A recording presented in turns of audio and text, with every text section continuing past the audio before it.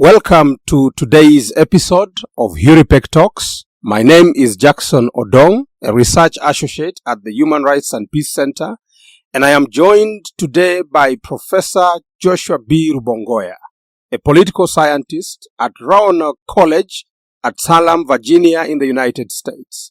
His academic interests are on democratization, leadership and governance, political economies of developing states. He is widely published and a renowned media specialist with a broadcasting profile of over 16 years. Those of you who are old enough to recall, Professor Rubongoya was a news anchor on Radio Uganda way back in 1979. I think that was before I could even see the sun. So, if you are interested in research and discussions on human rights, law and peace in Uganda and East Africa, then Huripec Talks are for you. The show is hosted by Makerere University in Uganda and features experts and opinionators such as Professor Rubongoya here. Remember to like, subscribe, and turn on the notifications to stay in the loop with the latest research and discussions. In today's episode titled Snake Oil and Smoke Screens, Revisiting PanAfricanism, Decolonization and Militarisation, we are exploring the concepts of PanAfricanism and decolonization and the political economy of regional militarization, with a specific focus on the role of the UPDF in Africa with regards to peacekeeping missions and stabilisation missions, as well as the role of global actors such as the United Nations, the European Union, including the African Union, and the regional blocs like the East African Community. Professor Rubongoya, what do we understand by Pan-Africanism and decolonization as concepts and as ideologies, and how did they emerge and for what purposes? Thank you very much, Jackson. I'm delighted to be here this morning, and it is indeed a pleasure for me to be back here at my alma mater, Makerere University. This is a rather provocative topic that we're discussing this morning, but let's begin by perhaps lending clarity to the concepts that we're using. The concept of Pan-Africanism is as old as independent Africa. Let's begin by the etymology of the word. The word pan as a prefix usually refers to a broad concept. It's when a cameraman uses the word pan out, the cameraman or woman usually is asking for a broad panoramic view of whatever the subject may be. So in this case, Pan-Africanism means looking at Africa as a whole in a manner that is united, in a manner that is somewhat embedded in shared interests, shared norms, shared cultures. Now, the concept Pan-Africanism itself emerges on the African continent and in the consciousness of scholars when the independence struggles begin, nationalist struggles. Then we see leaders like Nkrumah and Lumumba and others begin to talk about a United States of Africa. But previous to that, we have our brothers in the United States, Padmore, Garvey, and others, who are also fighting for self-determination of the African American in the civil rights movement in the United States. And so the intersection of these creates this sense that we are Africans, we are black Africans, and therefore we have a solidarity of sorts, we have a unity of sorts, we have a culture, and that our struggles for self-determination are shared, albeit across the Atlantic Ocean or across all worlds, really. So that's the concept that we are dealing with. Now, the notion of Pan-Africanism, of course, then kind of intersects with decolonization. The idea that self-determination, the expulsion of the Europeans from the African continent, and a sense of autonomy and independence requires that Africans work together, but that they also work alongside those other black people around the world and any other sympathizers. We're going to talk about these, of course, in the context of a militarization trend that is emerging on the continent, and snake oil and smoke screens also suggests that there may be some need to clarify what is going on, the reality versus the rhetoric, the narratives of politicians versus the intellectual critical analyses of what this concept really means. So I look forward to a further conversation on that. Interesting. And when we look at Pan-Africanism at the intersection with decolonization and the growing militarization trend across the African continent, would you attribute that to a colonial question? Certainly, because I think there is what I perhaps neglected to mention in my first set of remarks was the notion that we had a Francophone African section. We had countries that were Anglophone. We had Lusophone, or what we might say Portuguese-speaking Africa. And then, of course, we have the Arab North. And so there was this attempt by the colonialists to divide the continent along linguistic, nationalistic terms.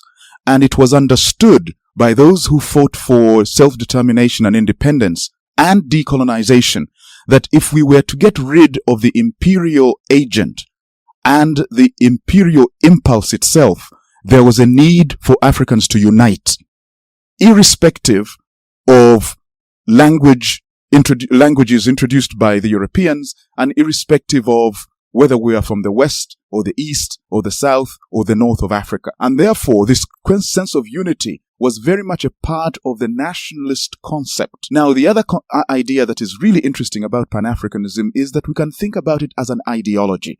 And when we think about it as an ideology, we're talking about a concept that has political connotations to it. In other words, a desire to change the structure of power and to transition the structure of power from a colonial agent or from colonial agents writ large into the hands of African leaders, and also to translate from the European cultures to an African culture that is forward-looking. That is really very important. And looking at the growing trends, how has the securitarization of aid in the post-September 11 era mediated regional and global security paradigms and policy? Great. So let's first of all break down. As a professor, I can't just leave securitization of aid without defining it. But here we are talking about this idea where aid is premised upon the joining hands of Africans with the non-African, let's say European and American notion of fighting the war against terrorism. This idea is kind of interesting in the sense that what the Americans and the Europeans have tried to do, and in some ways successfully, is to say, we're going to provide aid, but we're going to provide it with strings attached. And that is that you join us in the war against terrorism, and that our interests of fighting terrorism coincide or intersect with the provision of aid, whether that be bilateral, multilateral, or development aid as such.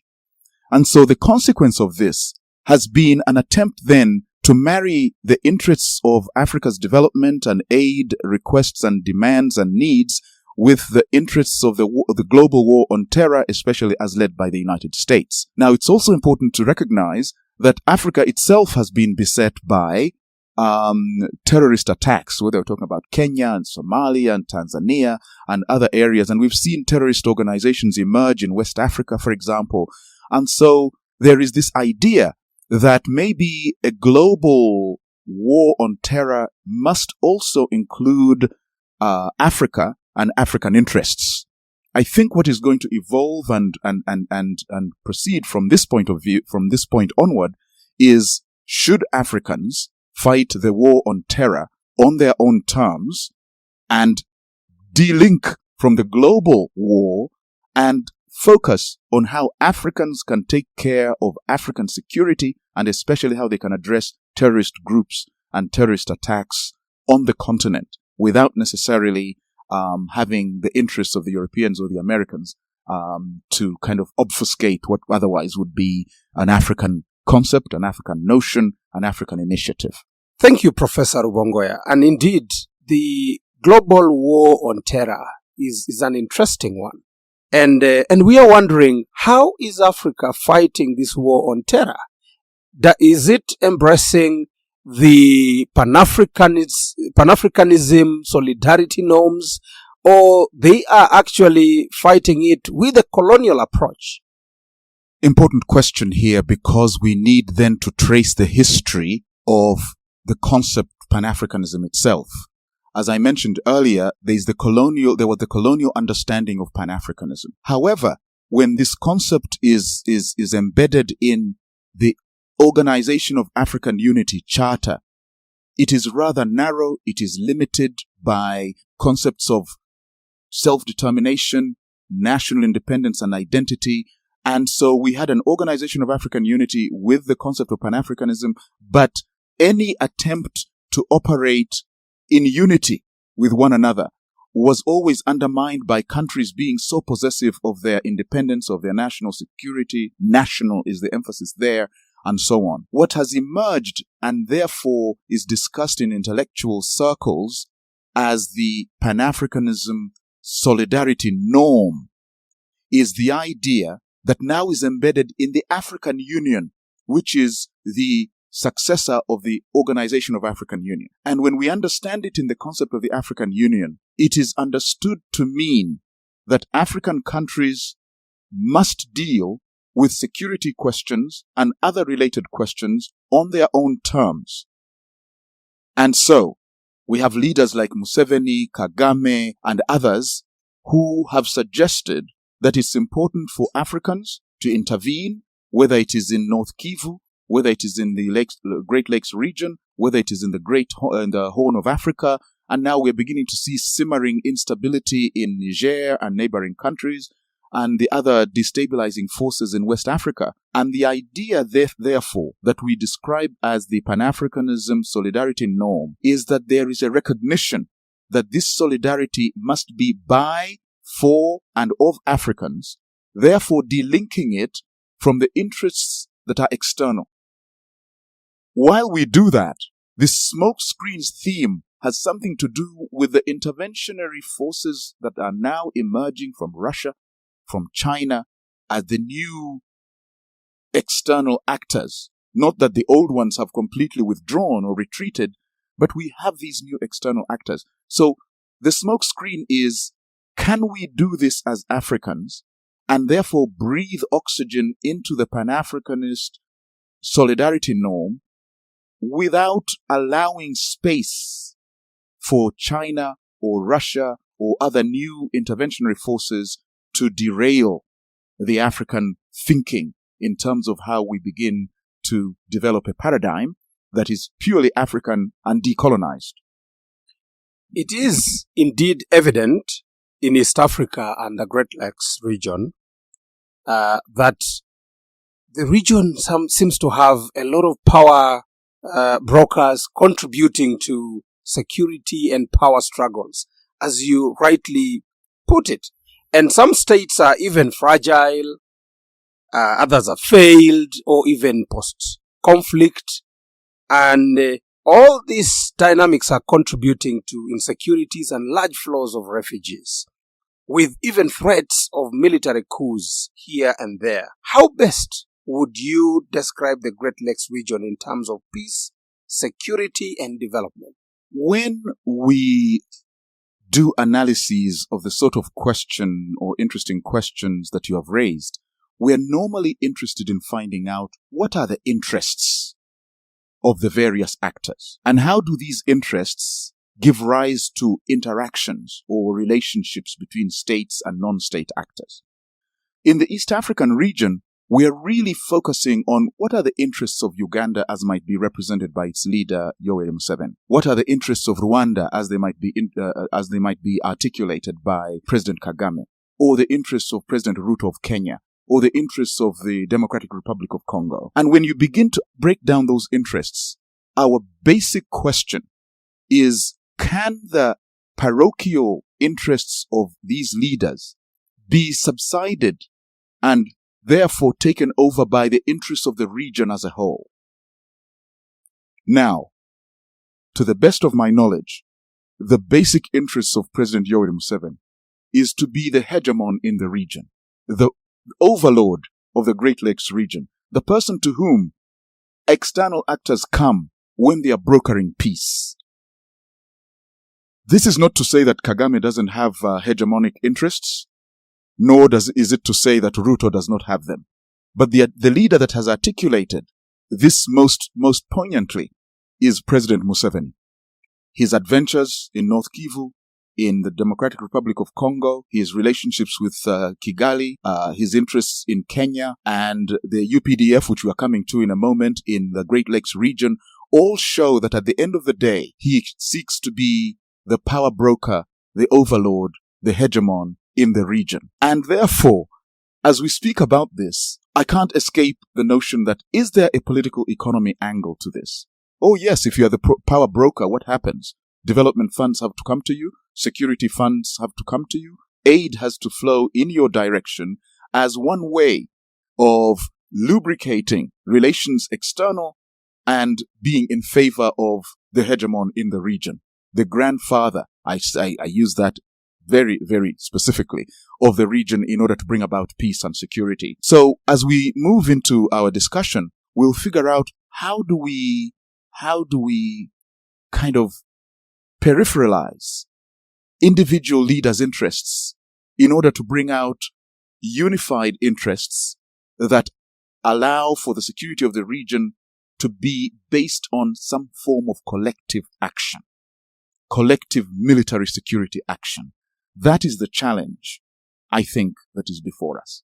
And as Uganda positions itself as a peace broker within the Great Lakes region, I'm wondering, is the UPDF playing a good job or doing a good job in stabilisation and development of the East African region or the Great Lakes region? That's a tricky question. And I think that to the extent that Uganda is at least engaged in some kind of rhetoric or narrative of of regional security through the East African community, and to the extent that President Yoweri Museveni, in his narratives and rhetoric, he really emphasizes this. To that extent, we can say there's a good job that he's doing.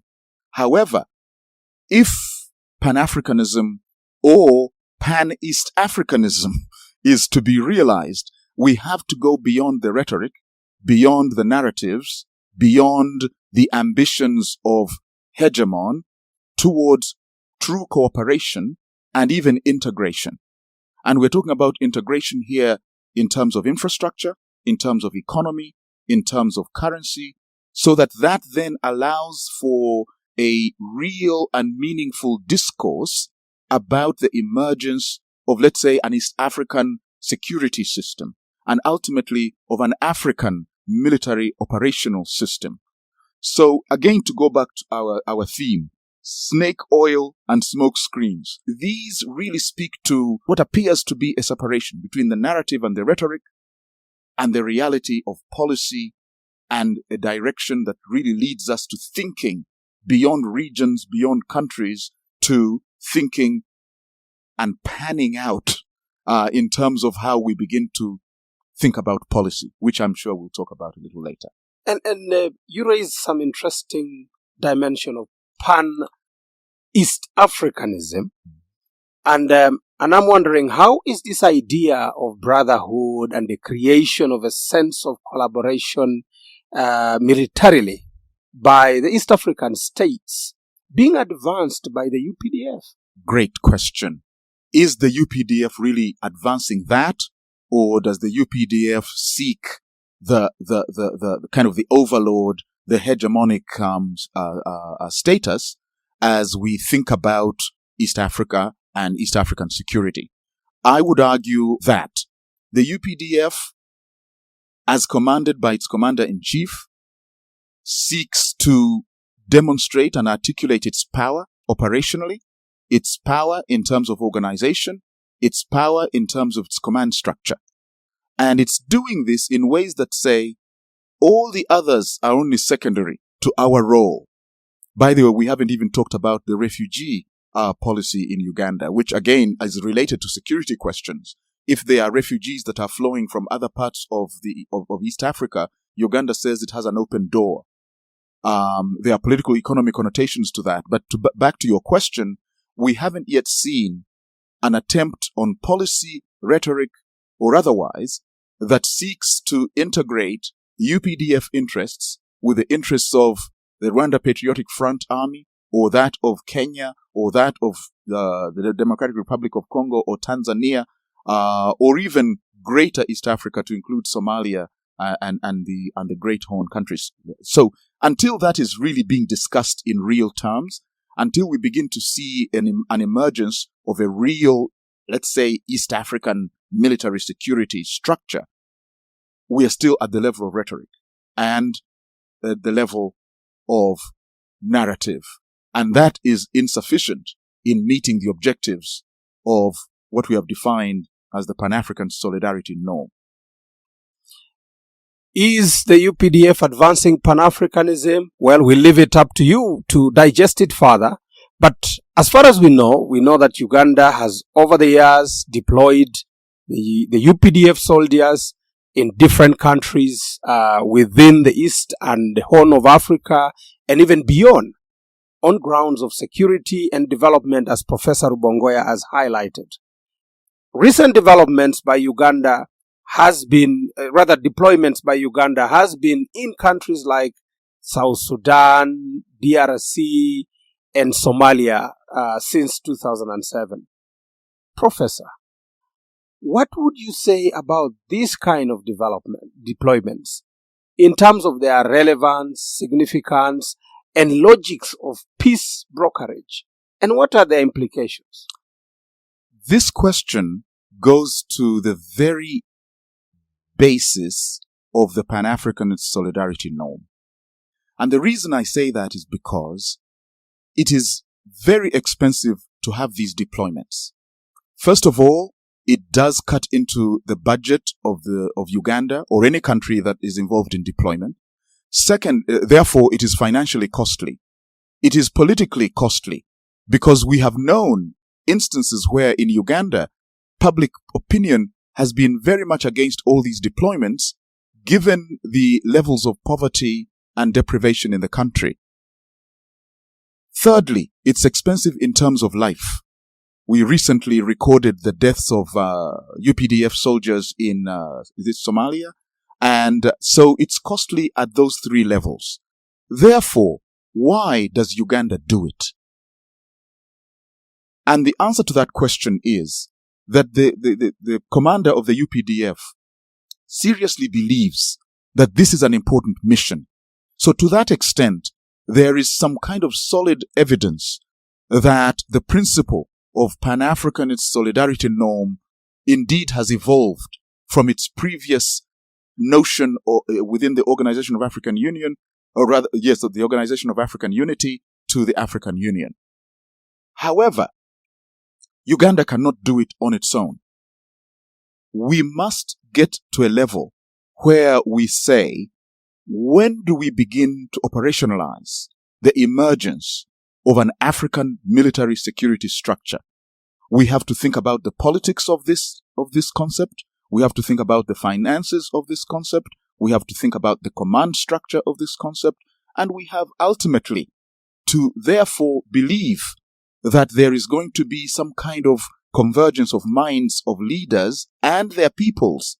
If we are to talk about this in democratic terms, the leaders have to persuade their peoples that this is important enough for budgets to be allocated to such a force to emerge. Now, the challenges are formidable. In the recently staged military coup in Niger, Mali and Burkina Faso have created an alliance, and the alliance is based on some kind of a collective security principle that says any African intervention that seeks to restore the previously democratically elected leader will be tantamount to an attack on Burkina Faso and Mali, and therefore they will respond accordingly. That is evidence that we are yet to move beyond the personal ambitions and interests of certain states to thinking about a continental-wide, or, to repeat, a Pan-Africanist approach towards security on the continent. Thank you, Professor Rubongoya. Indeed, regional alliances are becoming an interesting trend in the whole regionalization of militarization. And given the East African community being an important institution regarding militarization and development, as well as Uganda's push for the inclusion of Rwanda, Burundi in 2007 as part of the East African Community, South Sudan in 2016, and the Democratic Republic of Congo recently in 2022 as part of the East African Community. How has the East African Community military cooperation boosted peace and development in these member states? The verdict on that question is still out. We are still not certain as to how this will work and to what extent it will succeed. We, however, have started, and to quote a famous Chinese leader, all long journeys begin with the first step. So we can congratulate the East African leaders for this first step. Historically, we've had an East African community. Therefore, we have a model that we can return to see what exactly is going on and how we can evaluate the institutional basis of this friendship, of this cooperation level. So, when the East African community previously existed, what did we have? We had some kind of integration. We had offices in Uganda, offices in Kenya, offices in Tanzania. Tanzanian students came to Makerere University. Kenyan students studied at Makerere. We had East African Airways. And so we had these integrated kind of structures, institutional structures that really spoke to some degree of unity at the economic, political, and social level. The only thing we have at the moment is an East African parliament, and many of us are now acquiring East African passports. And what happened to these structures? These structures have disintegrated, and there needs to be a rebuilding. Now, it's kind of interesting. We have a parliament and representatives elected from the East African community members, and now we have passports that are East African, meaning that we can travel through the region. But can we begin to resurrect the institutions that previously went beyond cooperation to integration? People must see eye to eye in terms of how they interact. Trade and trade barriers have to be removed in order for the farmer from Teso to take her goods to Tanzania and be able to sell them there. We have a long way to go. But what is really interesting and fascinating to me is why we have a military cooperation deal or kind of structure previous to the integration at the economic and political level. Is it a result of how we define security?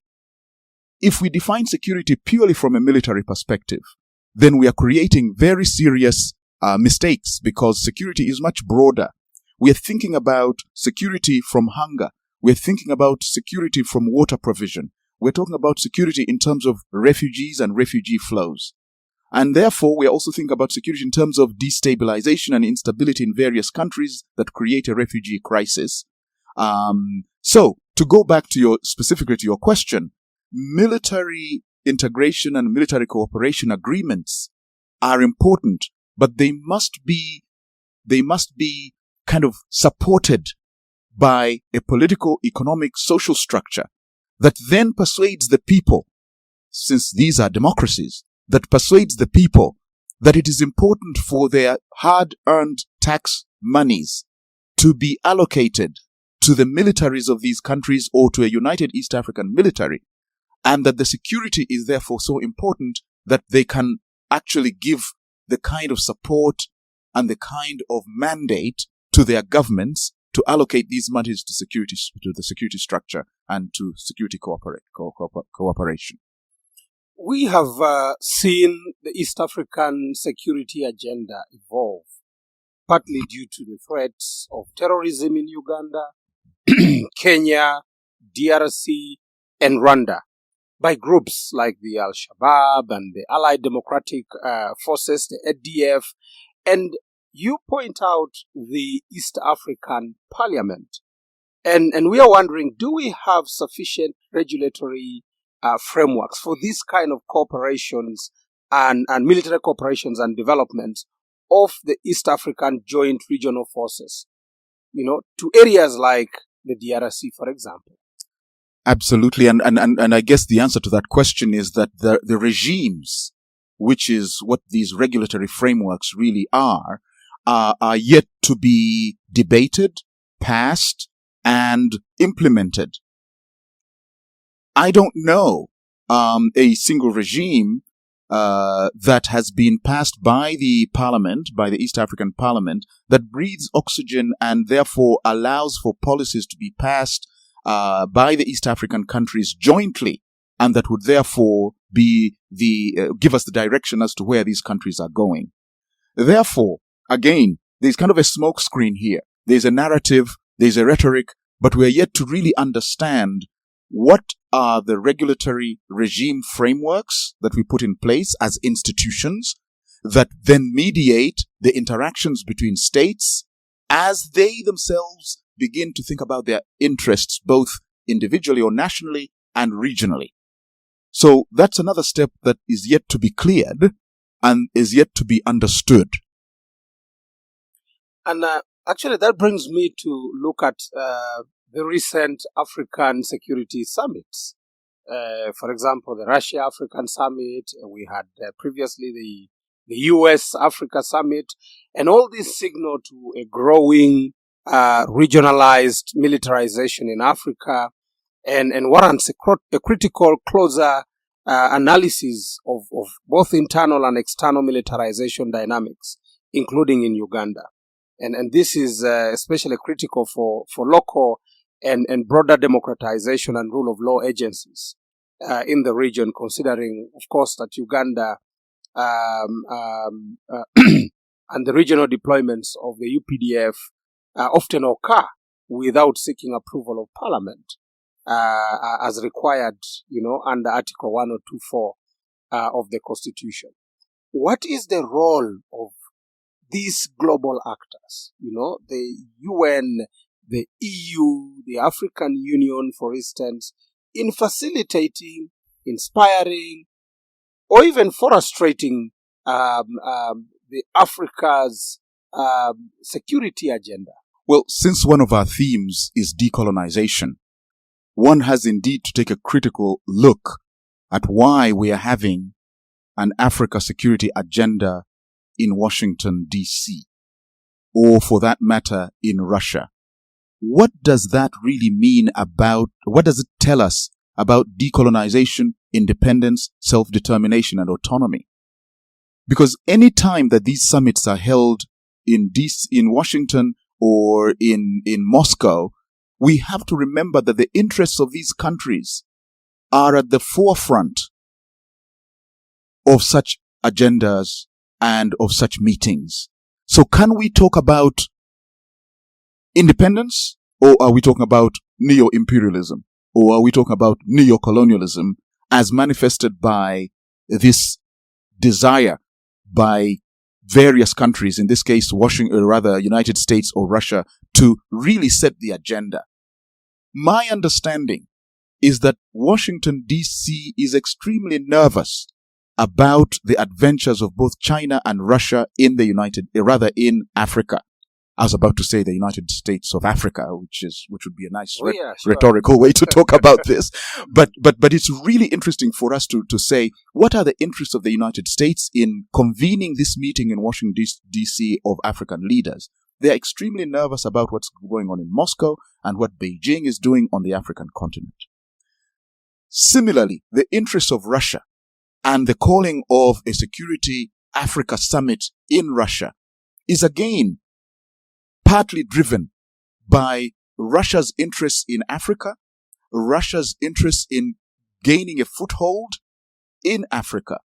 Now, we have to believe that maybe our leaders are going into these summits knowing what their interests are and articulating them in a way that continues perhaps to tell the Americans or the Russians or the Chinese that African interests must be in the forefront of these discussions.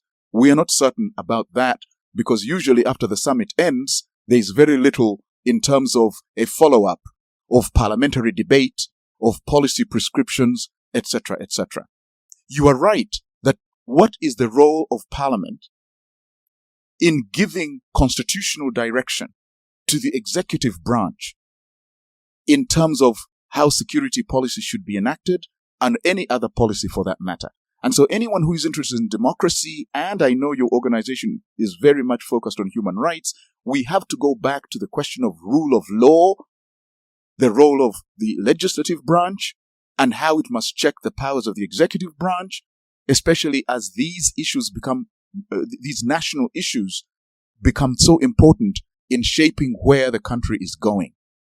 And so we are, again, at the smokescreen snake oil theme here of saying, when do we have an African summit that is real, that begins to enact and formulate and articulate an African military command, an African command structure, an African institutional framework, a regime that makes sense? When do we begin to think about the financial contributions of such a force? When do we begin to talk about how to kind of break down the national silos called boundaries in order to indeed be Pan-African, not only in rhetoric, but in terms of thinking about the practical implications of having a Pan-African security structure and all that it involves, because it is quite complicated. And I'm actually wondering for the many global actors listening to this podcast and wondering why the African summit should be in Russia or in DC, and probably the next African summit may be in Uganda or Rwanda after listening to this podcast. Professor, when we are looking at decolonization and the efforts by the African states to decolonize, and we also seeing the military getting more embedded into the political affairs and engagement of their countries, how do we create distinctions if we really want to decolonize for the better? I would have loved to see the African countries organize a summit that would, at a very basic level, determine how African countries can begin to grow their own wheat.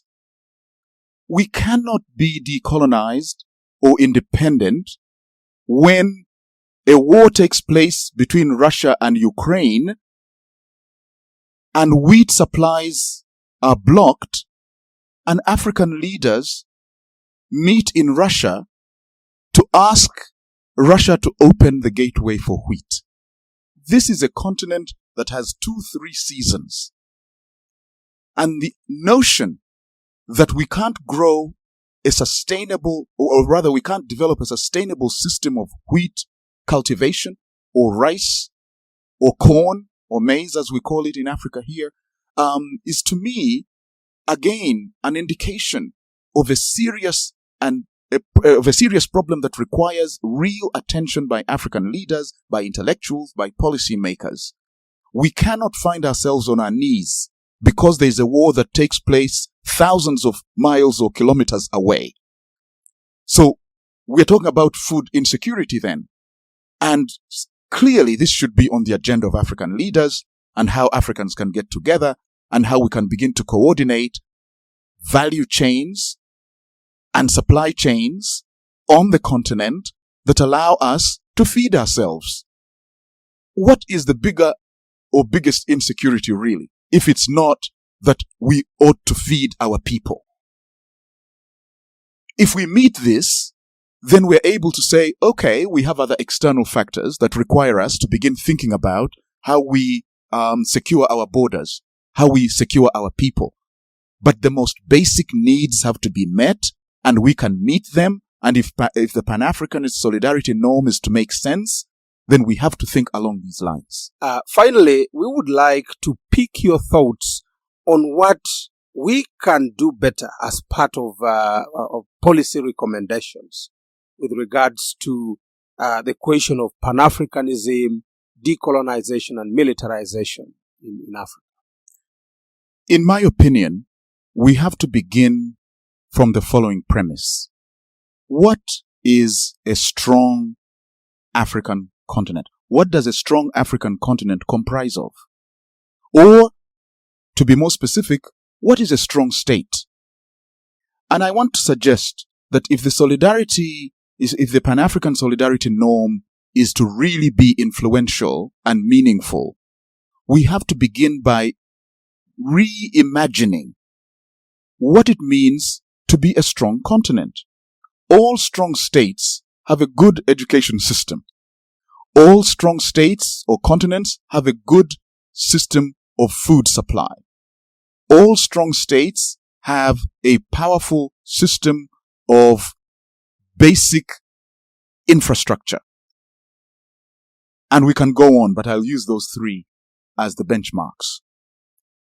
If Africa cannot feed itself, it is not a strong state. If Africa's education systems are weak, flawed, and corrupt, the solidarity norm means nothing. If the infrastructure of Africa is not good and is not integrated and systematic, we have a weak continent.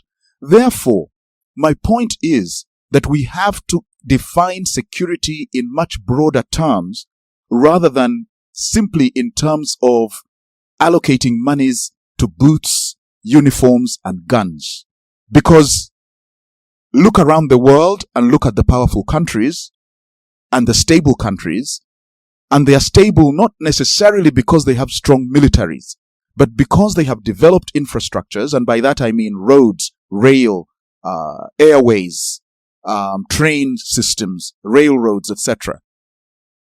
They are powerful because they have an educated sector, and it is their educated youths and others who are engaged in research and innovation. It's those countries that can feed themselves. The military alone is not sufficient. And therefore, as we think about the role of the UPDF, as we think about security, as we think about related aspects, we have to think about security in broader terms, because that's what constitutes a strong Africa. Let me shed more light on this. If I have to fly to West Africa, and I have to fly from Entebbe to Lisbon, and then to Lagos, there is a problem. We must have an infrastructure that links African countries together and creates this kind of integration. And that is the political economy component of security. If we are not linked in terms of rail, in terms of highways, in terms of airways, in terms of roads, it's difficult to think about an East African community or an ECOWAS, or the Economic Commission of West African States integration. There's got to be infrastructural connections. There's got to be connections that have to do with food supply chains of food, value chains, so that we have an African economy that complements an African security structure. And all this can only happen if African leaders have a political consensus on how to move forward. So that is perhaps the most overall understanding of how we have to think about this question of Pan-Africanism and Pan-Africanist, or the Pan-Africanism norm.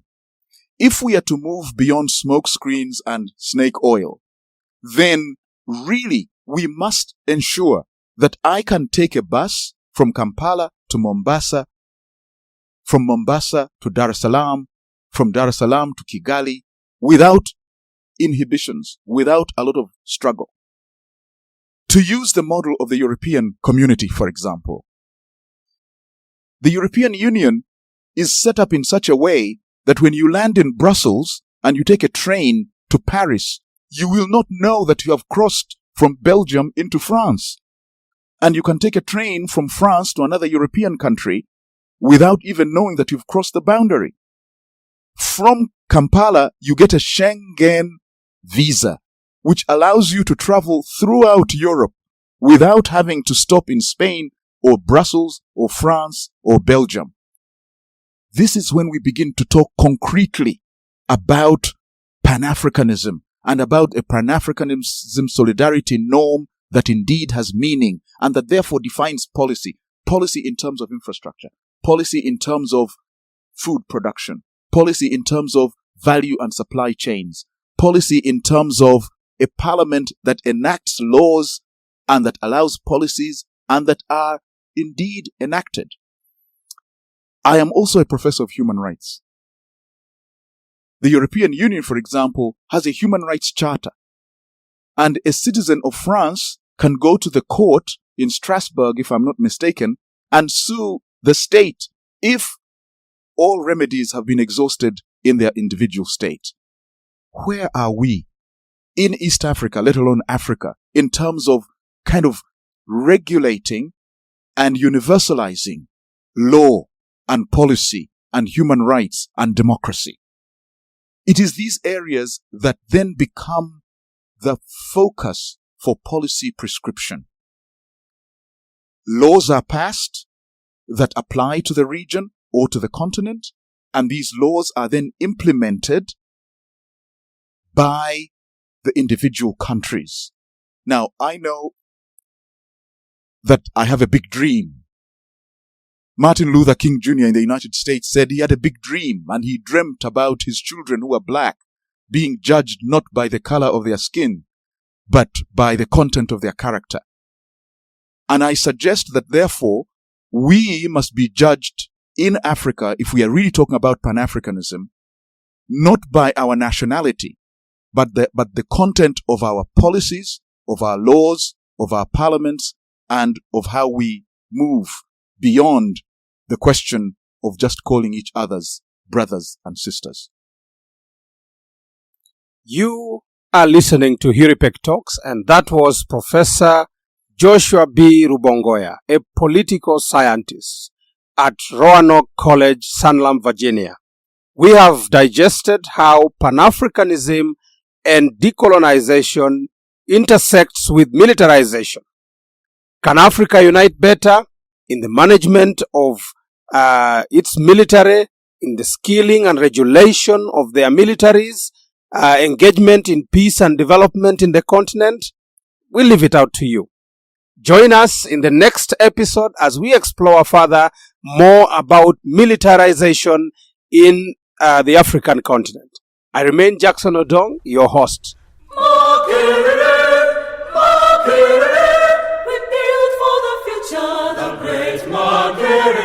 Great Britain mighty, the walls are round thee. Great Britain mighty, the gates beside thee. Great Britain mighty, the walls are round thee. Great Britain mighty, the gates beside thee.